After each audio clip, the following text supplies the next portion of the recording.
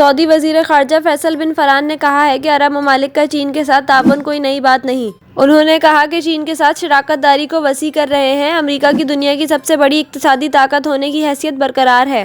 Saudi वज़ीर ख़ारजा का कहना था कि अरब ममालिक का चीन के साथ ताउन कोई नई बात नहीं। चीन अरब सरबराह इजलास इक़्तिसादी और तरक्की के हवाले से था।